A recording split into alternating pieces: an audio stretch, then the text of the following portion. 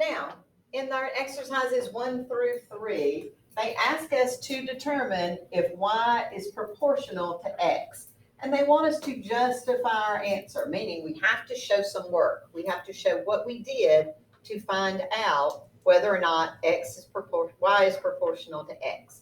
So looking at number 1, the table below represents the relationship of the amount of snowfall in inches in 5 counties to the amount of time in hours in a recent winter storm. Notice they've already labeled for us. Our x is our time, our y is our snowfall. Now, we can start by, let's look at some of our proportions here and see if we can find the proportion using our cross multiply method. So for my first one, I want to set up my proportion of 10 over 2. And I want to make that equal to my second one of 12 over 6.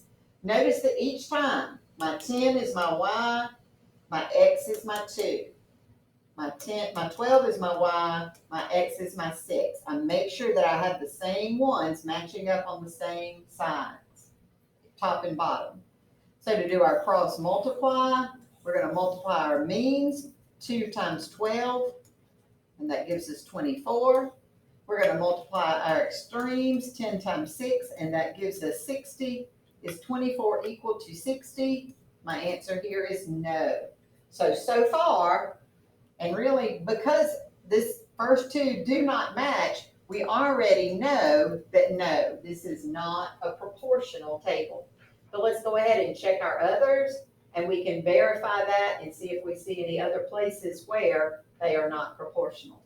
So let's look at our next two. We have 16 over 8, and we are setting that up proportional to 5 over 2.5. All right, I'm going to cross multiply. My means, 8 times 5 equals 40. My extremes, 16 times 2.5 equals 40. So 40 is equal to 40. So according to those two, this table is proportional. But remember, we can't go on just a small piece of it. We have to know if all of the items are proportional. All right. So we've already checked with some cross multiplying, and we already have established that no, this table is not proportional.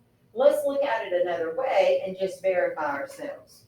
Remember, we know that our constant, our k, is equal to, and using your equation from the front of the page, y divided by x. So I'm going to add another column here to my table, and I'm going to fill in what my k is for each of these. All right, to find my k, each time I'm going to divide y divided by x. So in this case, 10 divided by 2, my answer is 5. For the second one, 12 divided by 6, my answer is 2. 16 divided by 8, my answer is 2. 5 divided by 2.5, my answer is 2. 14 divided by 7, my answer is 2.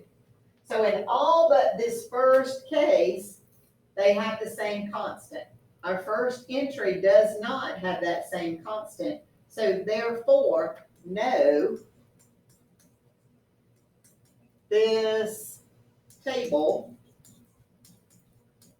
is not proportional